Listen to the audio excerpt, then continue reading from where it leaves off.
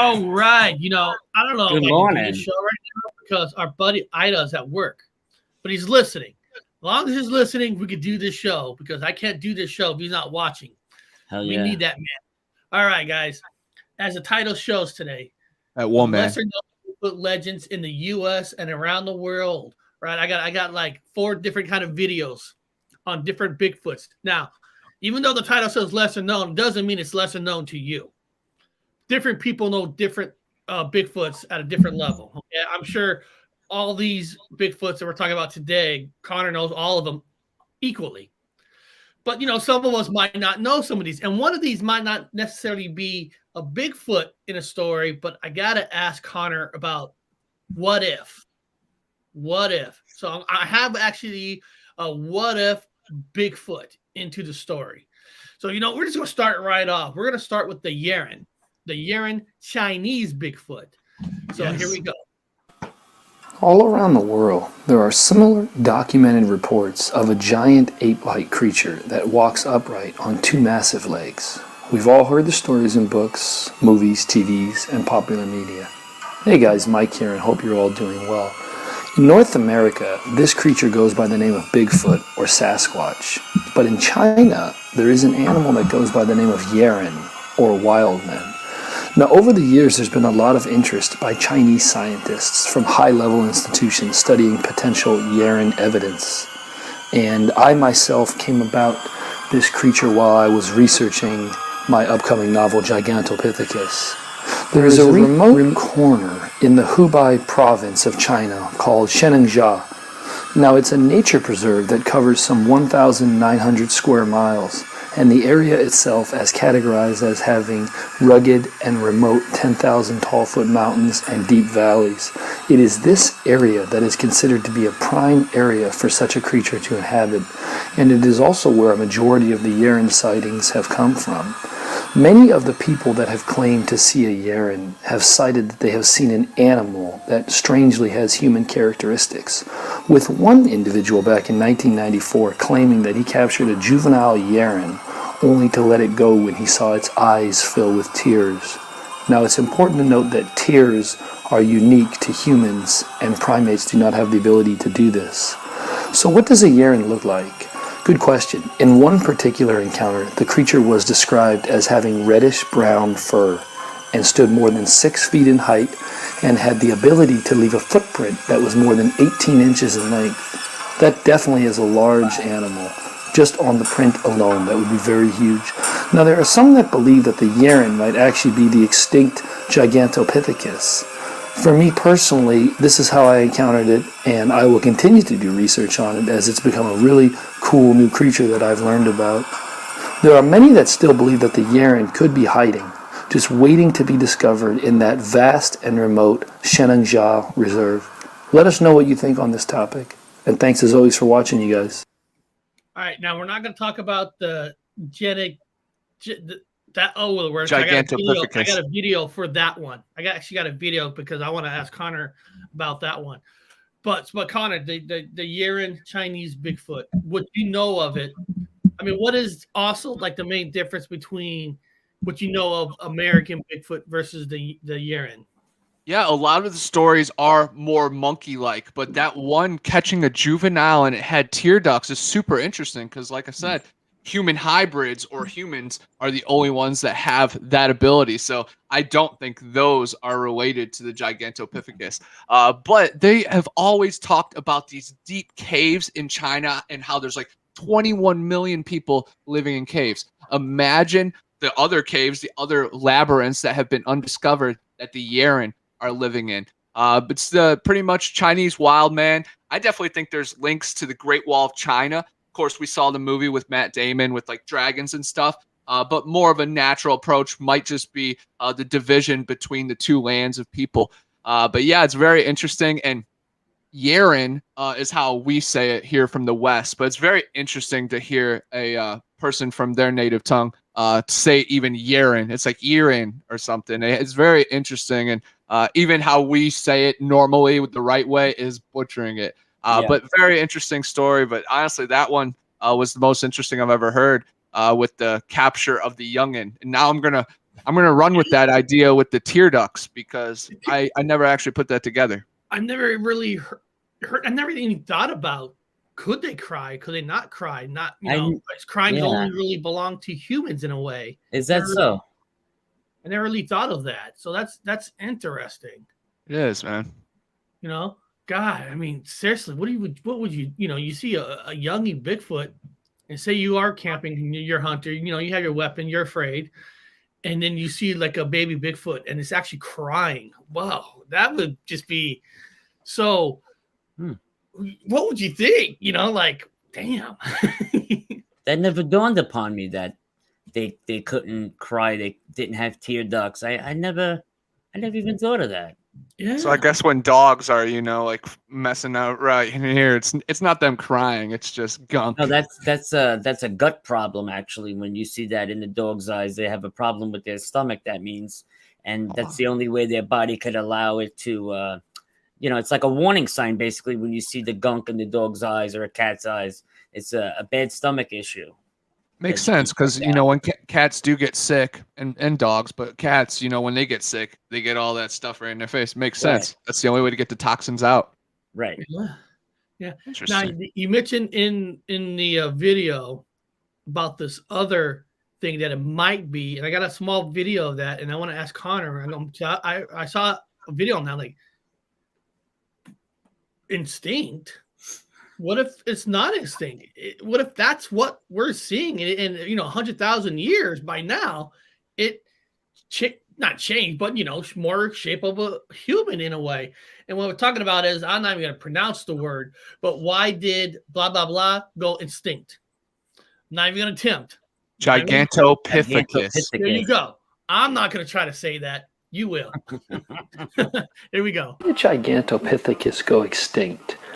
Now, Gigantopithecus lived for several million years in the bamboo forests of what is now Southeast Asia, and the animal itself lived in what can best be described as a mosaic habitat, a combination of rivers, grasslands, and bamboo forests. Now, Gigantopithecus itself preferred its bamboo forests home for their cool and shady confines. And that's where it made its niche, that's where it made its home, and that's where it thrived.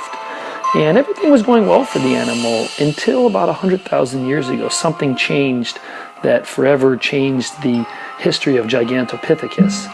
The bamboo forests that it liked and favored started to shrink and disappear. A cold spell hit hard, and as the ice expanded, so too did the grasslands. Now, while the grasslands expanded, they shrank the bamboo forests that Gigantopithecus had lived and thrived in. And 100,000 years ago, the largest ape that the world has ever known vanished and disappeared.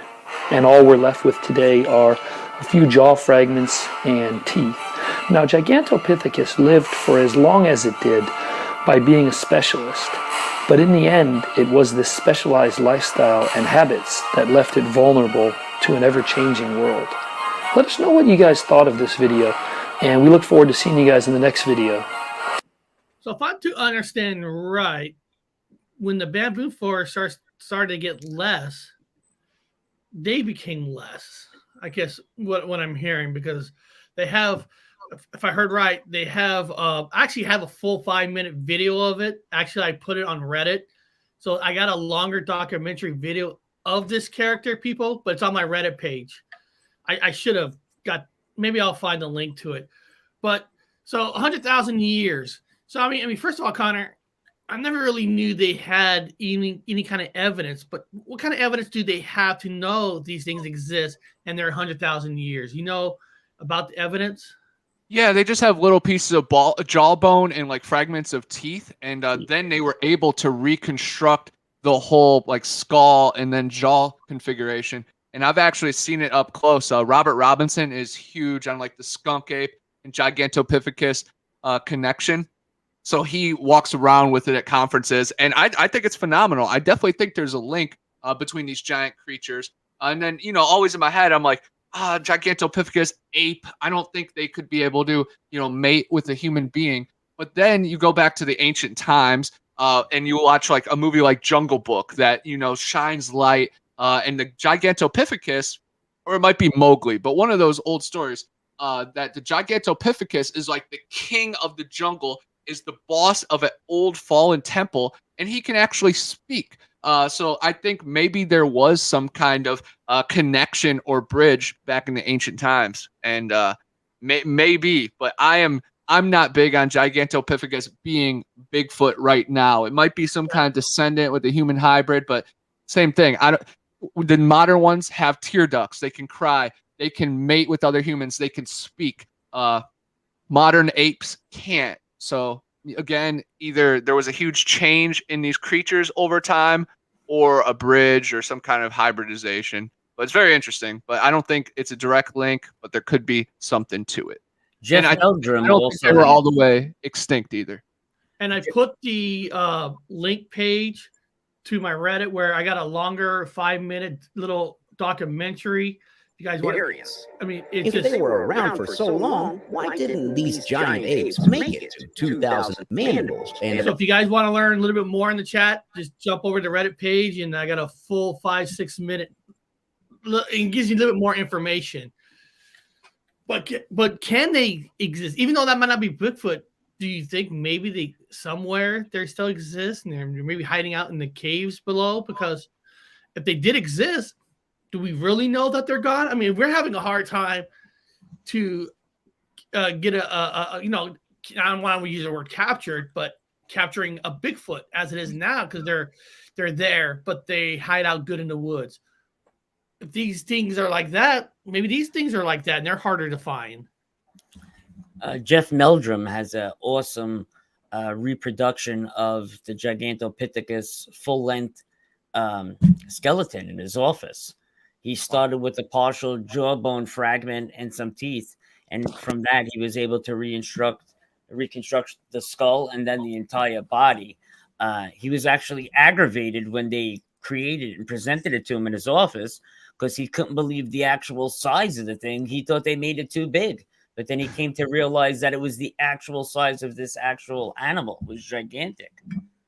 That's amazing. Pretty interesting. It is interesting. Now, this next one is called the orange Pendek. Orang Pendek. All right. Oh, I wrote it wrong. I don't know. I put an A in it. I suppose Probably put an E at the end because it kind of looks like orange. Yeah.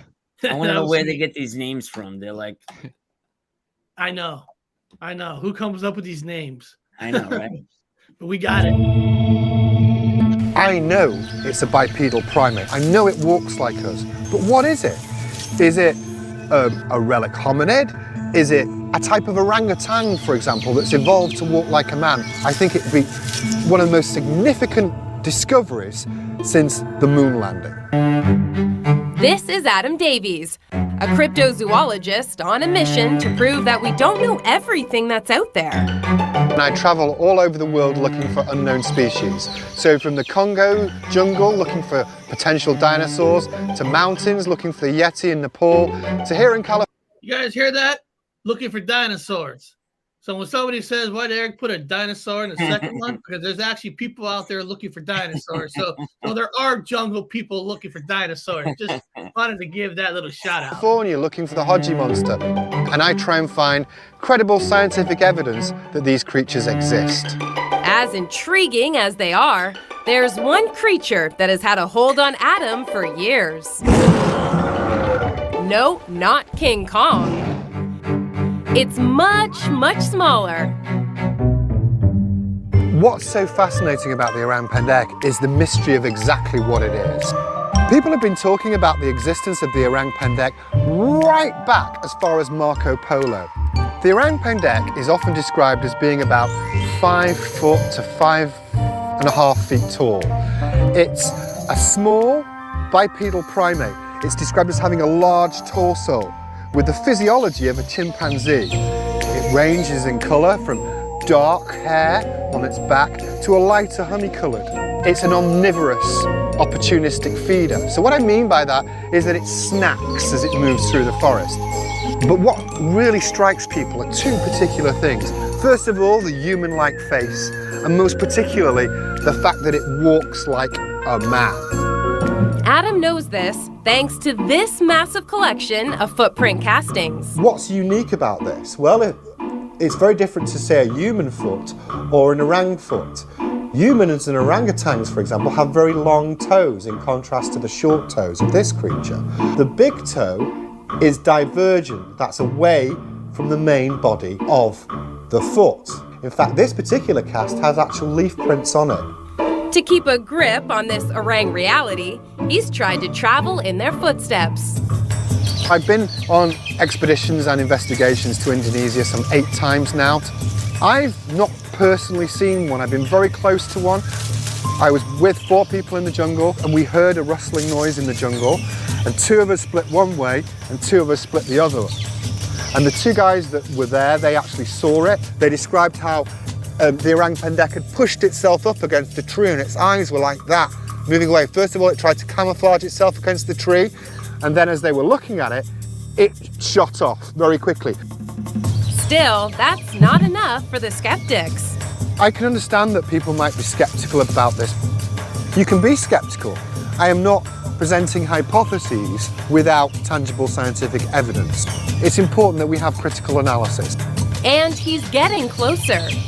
We found some hairs which were potentially from the orang pendek. We looked at the hair structures, and what he did was compared the hair with all the known species that are indigenous to that particular area and some ones that aren't. He concluded it was from an unknown species. We were not able to extract DNA from those particular hair samples, unfortunately, but hopefully we'll be able to do that again in the future. Adam will not give up on the orang pendek. He knows it's just one of the many creatures out there. So far we've got prints, we've got hair that's been looked at for the structure, but we haven't yet got significant quantities of DNA where we can analyse that properly. So what I'm after ideally is the DNA. I think that's the most important thing, and maybe some good visual shots as well. What I think I've done with my research and the research of competent others before me is to push the story forward. I'm very hopeful that one day I'll be involved in some way about proving these things' existence. I just have to keep my fingers crossed and hope I'm lucky. First of all, this guy has to have, I mean, I don't know, maybe Connor knows who he is. I mean, I've never even heard of him until this video, but he has to have some money to be able, first of all, to travel like that and to do DNA, because DNA, thousands and thousands of dollars. Yep. That's not a cheap process, especially when you're paying that money and you're finding out that you don't even got enough DNA to even cross. I mean, that's a lot of money, but I like his dedication. He's really into this. He really wants to find it, and I'm just glad what I'm hearing. And hopefully Connor tells me some good things about this guy. I mean, first of all, Connor, let me ask you first. Have you even heard of this guy? I've definitely seen his videos. I'm not, no diehard or anything, but I like his energy. He definitely goes after weird things, and look at his hat. And he's not saying he got the evidence that they do exist. He's basically saying he knows they exist. And for him, like you said, about his energy, he says this be a bigger find than landing on the moon and stuff. So for him, the passion to prove this, I like it, and we all hope he's successful into this. But I wish I could talk to him, wondering why does he want to find this versus the classic Bigfoot? What is this one? I mean, he does travel around the world, look for all cryptids. But why is this one the most? I mean, Connor, why do you think is intriguing for him? And what is with this one that he wants to find? I think their orang pendek is very interesting because it's so man-like, and they're smaller than us. So how are they out there surviving and thriving as well? Like, of course, Bigfoot's bigger than us. We can kind of get lost in it, but there's something out there that looks kind of like you and I that's out there driving people nuts. And I definitely have always been intrigued because it was like the Indonesian wild man, and their footprints are super interesting, and they kind of look like the Florida skunk ape ones with the 4 toes. And you never really see that divergent one, but now I'm actually going to start mentioning it to like Dave Shealy. I'm going to say, hey, did any of your ones in the Everglades have like a weird nub or something in the middle of the foot, and see if it can lead into maybe it's connected to the orang pendek. But I've seen some weird footage, like the footage that Anthony shared yesterday of that wild man. That could have been near Orang Pendek. That definitely seemed like it was in Asia, and it was a 5-foot, emancipated man. Could have been the Pendek. This picture here almost looks like it's shorter. They're a little taller. Planet of the Apes. Yeah, definitely. Because you got like a little bit of the flat in the front, and it's a thing. The way they've drawn is the body part of it does look like a muscle, a human. Yep. And not as big as Anthony's son. You need to put two of those together. In Indonesian folklore, though, a lot of the people in Indonesia working the farmland up on the mountain ranges have a lot of stories about seeing orang pendek walking through the high mountaintops, because they're known to be up in very high elevations, the orang pendek. A lot of these farmers that till the land for various vegetables and what have you that grow up on those high altitude mountain range have claimed to seen it walk right past and not even pay attention to them working the fields up on the mountainsides. So I find that very interesting. It was here long before us. I do believe that, yes. Yeah. And if they're anything like the Bigfoot and they're smaller, that they're smaller, that much harder to find. Very These true. things can lay straight on the ground and you wouldn't even be able to see it. Walk by it. They just told us, Connor, you might know about a new form of ape. It's like the super ape or whatever. It's like a giant form of monkey. Have you seen that yet? I have not. That No. new species? Yeah, let me look it up while you guys chat. I like the technique that the orang pendek was using, how it went face all the way to the tree to kind of camouflage. And that's kind of unique. We'd kind of go behind the tree a little bit, but it was going nose exactly to the tree. You're like, that's something different. And maybe we can recreate that outside, like just act weird and put our face to a tree, and maybe that could attract some skunk apes or Sasquatch just by mimicking their weird reactions and instincts. Yeah. And that is true, Susan. Similar to the Japanese Bigfoot Hibagon. Yeah. Very, very similar to the Hibagon, Vietnam rock ape, two-egg stump jumper, a lot of smaller Sasquatch that aren't these 8-foot tall creatures. They're 4 to 5 foot, but very, very strong in the shoulders. Now, this last of the Bigfoot video is actually a new story. It's an older one, but I'm curious about. It's about the YETI proof, the hunt for the YETI, and eventually, at one time in history, they said they know they found some hair. They believe that is YETI, and I want to when this story plays, I want to see if Connor knows about this story and if he knows anything more about the YETI hair they apparently found. Like I said, this is not a new story, people. Remember, we find stories that could be 5 years, yesterday, 10 years ago, because we don't know all stories. And this is where we're here to learn all the stories through the history. This a piece of Yeti's hair? These signs. Hold on, did I go? Is this a piece of Yeti's hair? These scientists seem to think so. They say they're 95% sure the abominable snowman lives in Siberia. And that is why they've travelled from America, Canada and Estonia to this Russian conference. Apparently, these sounds are from the creature itself. They scoured woodland and a cave, but didn't see the creature, but they did find a footprint. Not to be defeated, they left some food to lure it to them. In the morning, the food was gone and the bowl was broken.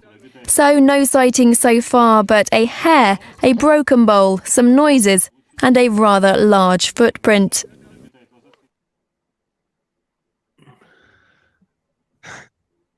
Nice. I saw Ron Moorhead in there, and Matt Williamson, Supernatural Spectrum, has interviewed him.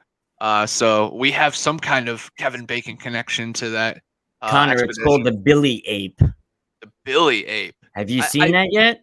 I might have seen that. There might be a picture of a Billy Ape sitting up that they killed long ago, and they put in a chair and they have something around his neck. I'm gonna look that up real quick. I'm gonna send this to Eric. Well, actually, I looked it up on It's the Google. size of a man, and it's. I mean, this thing is diesel, man. I can't even imagine running into one of these. And look at this thing. Hit those picture Billy with those ape. two guys. Look at that. See that picture to the left? Yeah. That's crazy. Kind of The looks thing like is Caesar from massive. Planet of the Apes. Yes. Or the bad one, Kong, or whatever his name was, Kang. That thing is massive. Can you imagine being out on a tour in the jungle or whatever, and that thing came up to the vehicle, the open top vehicle you were in, and just started attacking the vehicle? I mean, that thing is huge. Yeah, definitely looks like a Bigfoot. You know, if that happened in the dark, you wouldn't know better. That would have been a Bigfoot attack. Well, the reason I brought this up was, if we have this out there and it's been found, and it's the size of a man, if not bigger, why not the orang pendek or Bigfoot? I mean, it's possible. And this species was just found not too many years ago. So that means it was out there in the wild. Man didn't know about it until somebody stumbled upon it and happened to have a camera and get a picture. And that's why I believe Bigfoot, orang pendek, abominable snowman, I believe these things are very plausible that they could exist. Definitely. Now, I like how that website was a cryptid wiki too. So they were like even calling like that a cryptid in a way. So Connor, first of all, have you heard this story about this group of people finding the Yeti hair, these scientists or whoever they are? Right there is Ron Moorhead. But no, I haven't heard anything about this 2011 conference and stuff, but it's really cool. But come on, wear some gloves and just get an envelope and put the hair on that. They're one strand of hair. They're like that already, right? But yeah, that's Ron Moorhead right there, who captured the Sierra sounds, the like most famous samurai chatter, weird gibberish language, however you want to call it, weird Sasquatch audio that is so deep and dense, and it comes from a diaphragm that human beings cannot replicate. And but if Ron Moorhead was on the expedition, I didn't see him like in those back pictures or anything, but very cool. That kind of looked like Les Stroud, but I think that was a little before. Have they ever deciphered any of the vocalizations, the alleged Bigfoot sounds, the Sierra sounds? Do they know what any of it means, or have they alleged to say what any of it means yet? Connor, I know there's been some people that come out and say there's some kind of meanings to it, but you know, there's still so many people out there in the Bigfoot world that say, you know, it's not even confirmed it's Bigfoot, you know. So just think, if they have their own language, they're vocalizing their own language. That's amazing, man. For sure, but it matches sounds, you know, captured from all around the world. So there's definitely something to it. And the sounds that Matt and I recorded in Flat Rock, you know, match with the sounds in the Sierra camp. And I'm pretty sure the Sierra camp and the Olympic project have been talking a lot. So there's a lot of cool connections with everything. Certainly. One question I would have liked to ask this group: you're going to put food out the whole night, and they said something ate it. I'm just curious, why would they not have cameras looking at the food? I mean, I would think I would just think you're traveling with a group, you're going out here for one thing, that you would have all gear and you would hook up some kind of a camera system to go at night, especially facing the food. I mean, I don't know. I mean, I don't know. That's the only thing that trips me out of why weren't there cameras, video cameras filming when the food was out all night? If you go all out this far, I mean, it'd be different, you know, Connor, if you're going to your own backyard, you go there every day. You know, I can see you not bring your camera, but if you're going somewhere that you haven't really been, you're traveling, I'm damn sure if Anthony is going to another state, he's going to have all his cameras, because all of them. Why would you go that far out and not have all the equipment you need for the investigation? Right. That's what I'm asking. They might have a reason. Maybe they had a camera and they broke it, but I would think they would have said that. Well, think how much money they spend on going on these expeditions, right? And not to come back with some video evidence is pointless, you know? Because now you'd be wondering, well, what took the food? Right. You wouldn't have to wonder if he had the cameras out there, but you know, exactly. It is. That's the only thing I was wondering why. Hopefully they had a camera out there and it just didn't capture it, so they didn't bother even saying it.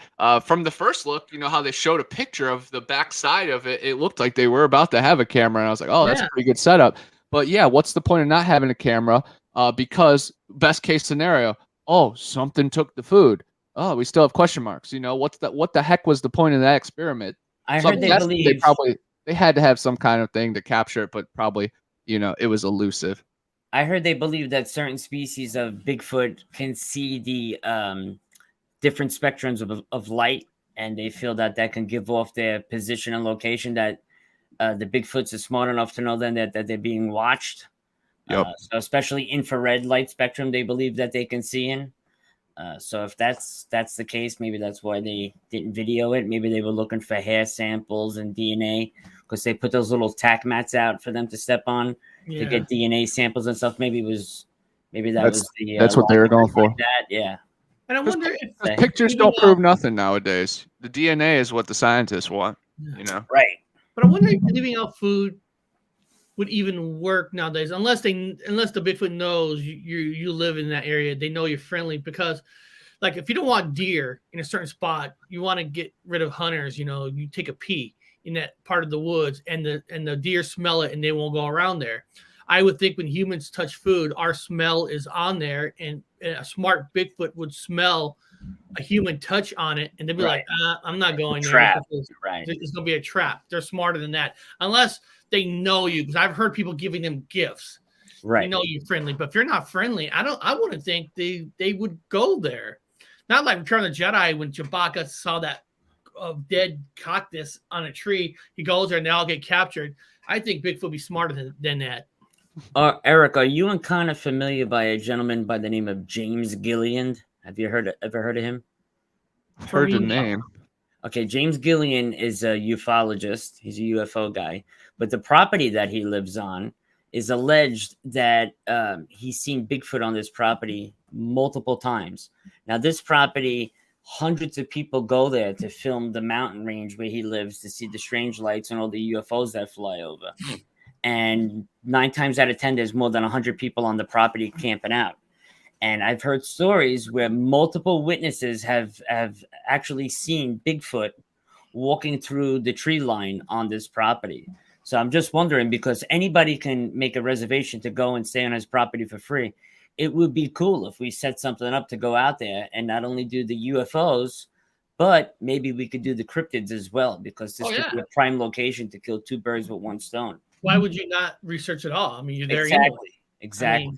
I mean, you can it seems anywhere, and all you need to do is help to look up for UFOs. So I mean, there's always opportunity to look at everything, even ghosts.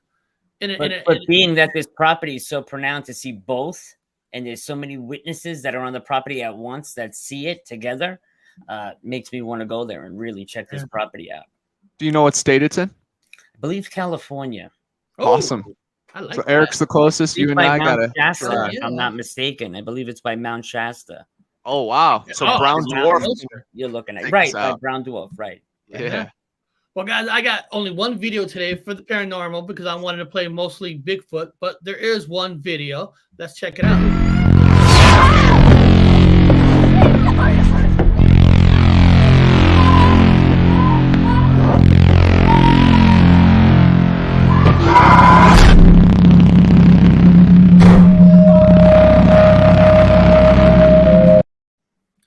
Now, if anybody cares, I don't know if people care or not, why do I have intros for like each section? Because with the intros help me to put timestamps in the description. So there's timestamps. There are people out there, believe it or not, that they will only come in for a paranormal section or a UFO section or a Bigfoot section. So when I put in the intros, I find the intros and I put in the timestamp to make it easier for people. So that's the main reason why I actually have individual intros to help put timestamps. And I do that for people. But beyond that, now this is kind of a goofy one. This is not like a ghost kind of camera. It's called Ghost Hunting 101. Learn 3 basics of paranormal investigation. I'm like, all right.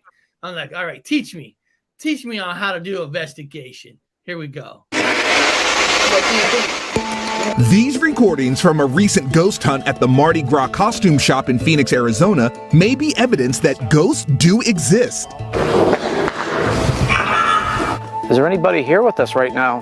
But to actually prove this, Rob Kohler of the Phoenix, Arizona Paranormal Society is schooling us on the basics of ghost hunting.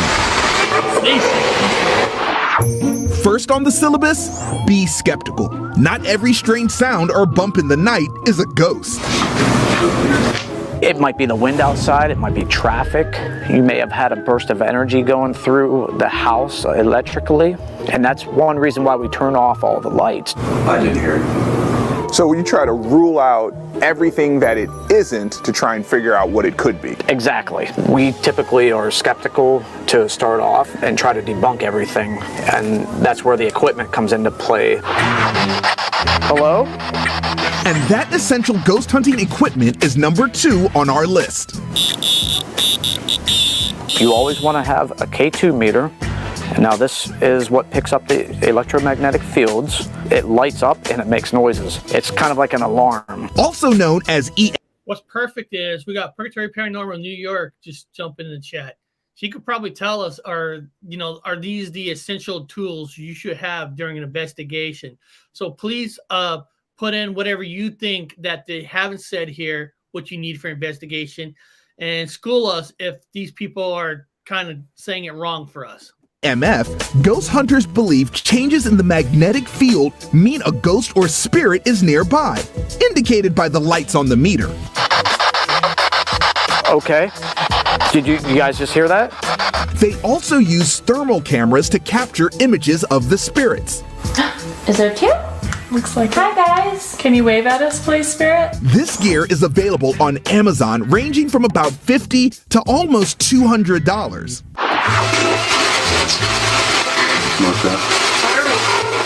Finally, never ghost hunt alone. You need someone to watch your back. There's many trip hazards, fall hazards. It's locked into a mirror. Thought it was an aisle. There are paranormal pitfalls as well. Not all ghosts are friendly like Casper. Whatever they were like in their previous life, they're like that today. If they were a jerk when they were living, they'll be a jerk as a spirit. More than likely. Think your house is haunted? Learn 3 signs you've got a ghost at thelisttv.com. Our friend wrote, I can't see it. Nope, the SLS is very easily fooled, but a digital recorder and you're open, and open your mind, But there was something interesting the guy said at the end of that video. Usually if you're a jerk in life, you'll probably be a jerk in the afterlife. So what does that tell you, people? Be good, because what you are now, you're probably going to be the same asshole you are in the afterlife. So if there's an afterlife, you're going to be the exact same person. So if you got time to change your attitude, you better change your attitude. It was fun though. I like their vibe. I thought I got a kind of kick out of that. They were Phoenix, Arizona paranormal team or whatever. It's like they weren't just Phoenix, Arizona team or Phoenix paranormal team. They had to put Phoenix, Arizona. That's like, I am the Miami, Florida Dolphins. It's just kind of goofy. But hey, however you got to make your acronym show up on Google and the algorithm, and they got on the news, so they're doing it right. But I really like seeing the newscaster, show up and actually do it.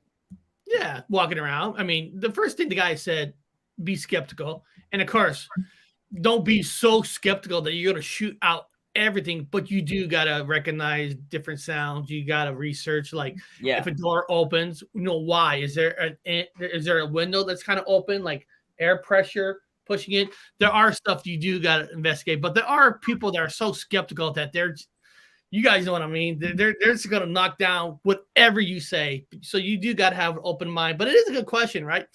What do you bring on with you on investigation? What do you kind of need if you're trying to find evidence proof that people need? See, Connor and I, Anthony, I know we don't really need anything. We want to experience for ourselves. Well, but if you want to prove it, the question really is, what should you bring? Is it a digital recorder, voice recorder good enough? Is it one of those kind of cameras? And then the question is, what camera? What's the quality of the camera's got to be? Because if anybody worked in the cable business will tell you that I know people who bought bad splitters, bad this, and they spent all this money on the splitter, and it's gold. And gold is a no-no in the cable world. Gold sucks because it's a conductor. It brings in interference from the outside, and it sends 2 different signals to your TV. That's why you'll have a ghost image back in the analog days. In digital world, you'll have breakups because you have 2 signals hitting at the same time. so even the wires and the lines you put in has to be good quality. And if you think about equipment, you're exploring energy and signals and all that. So you got to make sure your equipment is built properly. Correct. Because copper is not good. You know, there's certain materials that are not good. Silver is better than gold, even though gold costs more. Gold is more. So what kind of equipment, what brand? That's where you find yourself a Purgatory Paranormal in New York. You know, what do you use? What do you buy? What have you find success? So this is kind of a research where you got to ask around. Hey, let me say this, man. Last night I was on the beach at like 2:40 in the morning, right? And I'm standing there and nobody's on the beach. I mean, it's pitch black. And to the right of me, I thought a man was standing there in a gray polo shirt and black shorts. So I'm filming this guy and I'm talking to this guy and I'm just saying, you come out here often at this time? Have you ever seen anything in the sky or whatever? And this guy's not answering me. So I turned to say it like right at him and fucking nobody's there. Nobody was standing, but I know for a fact that I seen somebody standing there and me like an idiot. I'm talking to this guy, looking at the sky with my camera. And I'm like, bro, did you hear me? Did you ever? And I'm like, there's nobody there. I actually filmed the whole area because I couldn't believe that nobody was there. I know for a fact I seen a man standing on the beach next to me and nobody was there, man. That's amazing. Wonder if it was the vampire guy from a couple weeks ago. I don't know about that, but I mean, yeah, you didn't sense vampire this time. This sense. No, I just thought a young man, you know, was just out on the beach looking at the stars because it was so dark last night. You know, a lot of the houses keep their spotlights on out there. So like at 2:30, 2:40 in the morning, there's nothing on. So it's pitch black. So the stars, it's perfect. And no moon last night, you know, so it was prime time. And nobody was there. I was blown away, man. I couldn't believe it. That's amazing. Silver, silence is golden. And I got to tell you, Anthony, that does bother you because, like I said, when I talk about when I saw this person going in an elevator in the hospital and that person's not there, right. You know, you sit there like, I fucking saw the person. Oh, I know I've seen somebody. There's no way. There's no way. I mean, I videoed the beach with my phone. You know, like probably someone who loved the beach in life. What's that? See, it might be a person who loved the beach in life. He comes back to the place where he loves. Well, somebody drowned here like 2 years ago on the beach. Oh, wow. So now that I'm thinking this one, I'm like, maybe I seen the guy that drowned on the beach a couple of years ago, man. Maybe. And he's probably a good person and it's just sitting there. Yeah. You know, maybe. But I mean, Eric, just as real as, you know, seeing my wife next to me. I mean, that's how that film was solid, like an actual human being was standing there. I was so like messed up about it. I was messaging back and forth with Elena Ayanu this morning. And I'm like, I'm telling you, Elena, there was a man standing right next. I was having a conversation with this person. And if it was like a half-looking ghost, I don't think it would bother you as much. Body solid, like a person. But when you see something that looks solid as a person and they disappear, then you're asking yourself that, you know, first of all, you're like, that wasn't a ghost. That was a real person. How did that person just disappear? Somebody there, man. I'm telling you. I even walked to where the spot where I thought the guy was like, looking on the floor with a flashlight for footprints in the sand. And you said somebody drowned there, so you know there's a death. And I was at a hospital, so I know there's death there. Right. Yeah. So there's death around. So wow, that's crazy. It's just a crazy experience, man. But guys, we're gonna have some fun. We're gonna go into the UFO today, but we're gonna go into the brown dwarf UFO cabinet.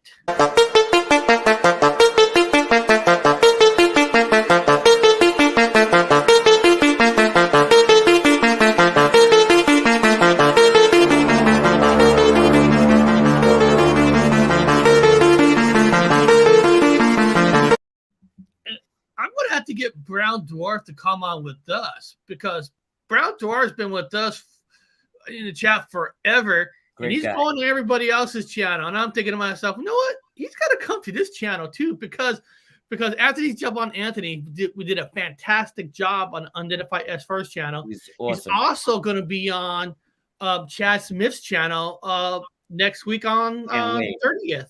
Can't wait. And he reminds me a little bit of a little bit quieter of a Connor, but he's so energetic and he's so excited on his research and stuff. In a way, he might not be as outspoken as Connor, and he looks for not just UFOs. He does look for UFOs, Bigfoot. He looks for all the big three. He's an amazing guest, man. This is going to be a couple of his UFO from his channel.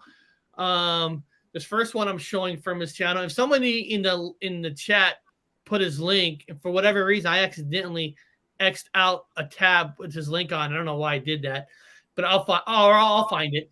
The first one is objects flying over his cabin. So actually, let me get rid of this one here so I don't hit the wrong square. You can see the dot right there. Where is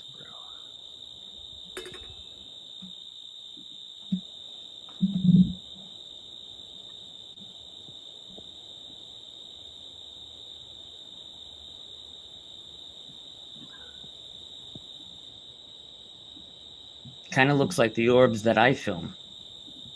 It does. Now it's got some weird movement to it. That's flying in the found sky. this channel. Flew above the house. Brown Dwarf is a really consistent part of this community too, and I definitely just appreciate him. And I hope everybody can kind of reflect a little bit of him. Yeah, he is, and you see him on a bunch of channels and stuff. So he's learning something from everybody too. Taking tips and cues and all that. One of the things about Anthony Brown Dwarf on the UFO hunt, sometimes when people look at videos, I don't know what they're expecting. They're expecting an adventure type of stuff or jumping out, but this is basically it right here. A UFO hunt. You're not always going to get that money shot of how fast it's going different places. Sometimes it is just finding something up there. And why is that something? Because something not supposed to be up there. Correct. You check with the airports. There's not supposed to be no planes, no helicopters. And a helicopter would be constantly moving. A helicopter, unless they're looking for. Well, not only that, the most important telltale sign of everything is there's no FAA strobe lights. That's mandatory on any aircraft. Those warning lights, those flashing strobe lights, and that's not on here. I would love to see it ran kind through of some camera he was using. I'm thinking the iPhone. I could be wrong. And I'd like to know where he was facing, north, south, east, west, and how high he thought the object was. But, those filters that UFO Man uses when it's like tan and it shows that, is that easy to do? Like, do you have access to those filters? Sure. Okay, yeah, because I would love to see all UFO videos like this, and then through a filter, just so you see both. Like, of course, I would love to see this through a filter too down the road. Filter built on the camera itself, or is it a program they put it on the? It's an app. It's an extra app. Oh, so it's an app, so they can. Okay, it makes sense. Is it a UFO? Is it a UFO photography app, or like made for that, or just it's just? No, it's like it's different. What do you call it? Different filter shades. Where you can eliminate the color from it and make it black. Didn't know if like Jeremy Corbell already found the perfect filter for it. Yeah. No. The other day when they had something I'm not aware of, but. The other day when we showed his footage, do you think he was deliberately trying to fool people as a triangle, or he shared it because it was an unmanned plane and that's, a UFO because we don't know where it came from? Like, what do you think he shared it as? He knew that it was a drone of some kind. The reason why he's so adamant about it is because it's not ours, it's not China's, it's not Russia's. We don't know whose it is, right? So therefore, the title UFO, it gets that stamp because it's an unidentified flying object. The problem with that is everybody correlates UFO to alien, but we don't know that in this situation. And allegedly, the sailors filmed those objects in the sky that look like triangles but that's just overexposed film. When you do the camera and you overexpose it, you get that triangular shape to it from the lights on the tail and everything. You can, like, I can go out tonight and film a plane and make it look like a triangle in the sky. It's very easy. The fact that they did that and showed it like that instead of trying to show you exactly what it looked like aggravated a lot of people. So yeah, but the thing is, not everybody knows it like you do. So there's a high percentage are just accepting whatever somebody's giving to them. So right, and the problem is he's so well known in the UFO community. He's so well known in the UFO community that if you type in the comments, hey, you know, I'm doing this over 20 years, I know that's an overexposed image of, could be a drone, a plane, whatever, but that's why you got the triangular shape to it. Man, they'll rip your head off, the people that are like diehard believers. So but the problem is the with problem certain people, but today. the problem is when certain people have this huge following, right? They don't give a shit if people find evidence. They're gonna follow that person to the day they die. They talk shit and they'll talk shit. Don't get me wrong, man. I think Jeremy Corbell's awesome, man. You know, the guy's out there. He's talking to witnesses, military people. He's getting the job done, and I can definitely appreciate that. I appreciate George Knapp and Ruel Elizondo, but not the bullshit that goes in between with it, you know. But the problem is that could also go against you because you're with these people. So now I'm not with anybody. I'm with myself. Yeah, I know. But I just respect everybody's work. When you they know? get I'm not going to bash anybody. Level, right? They get to this level, and you know they count to all these people. Then they bend the rules a little bit because they have to show some kind of proof, like he's the real deal along with them. Right? They're always trying to one up themselves, you know. Mm-hmm. You know, and of course I got no proof. I'm not saying this guy's doing that or not, but sometimes you get up there, you want to stay up there. Right. That's the problem. Once you get up there to that level, yes, you want to stay there. You know, fame and stardom is just as addictive as the lottery. And then there's some new kid in the block, say like Connor, a new kid in the block comes out with some kind of footage. Oh, no. I can't have this new kid footage be better. He can't be taking my spotlight away. That ain't happening. That's the problem today, man. It is. Now, this last video of today is another one from Brown Dwarf. This one's pretty interesting because there's actually a color light that's a little bigger than this. It's called Heavy UFO UAP Activity on Property A. Nice.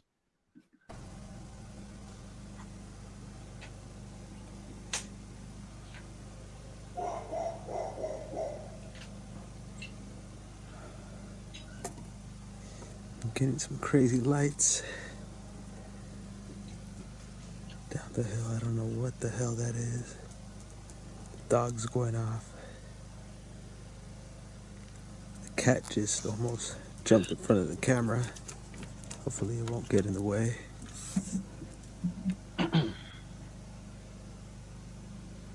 Whatever it is, it looks very... Oh, shit. Strange. I've never seen those lights like that down there.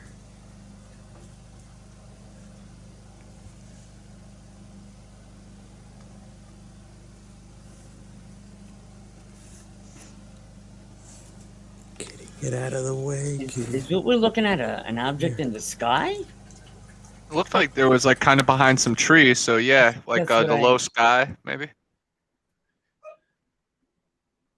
So the best thing is about this footage here for Brown Dwarf.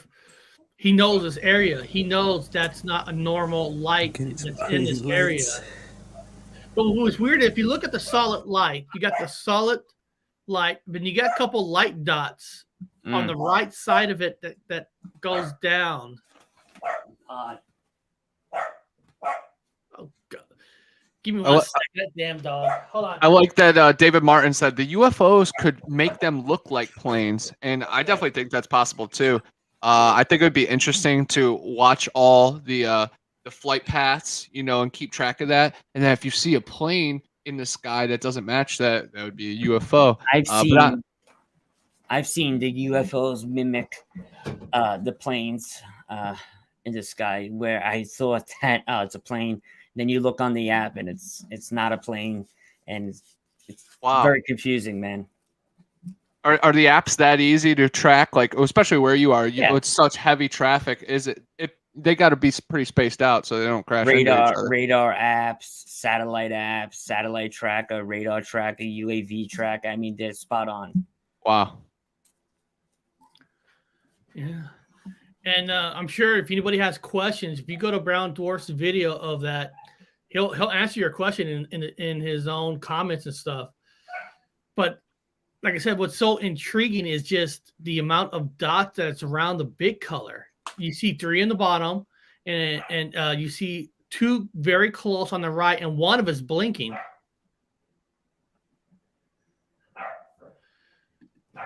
So, all right. So we're about close to the end of the show. So let's find out. Good shot right there, man. So Connor, did you find out what direction you might be going this weekend by any chance? You're still wondering? Yeah, no progress on that since yesterday.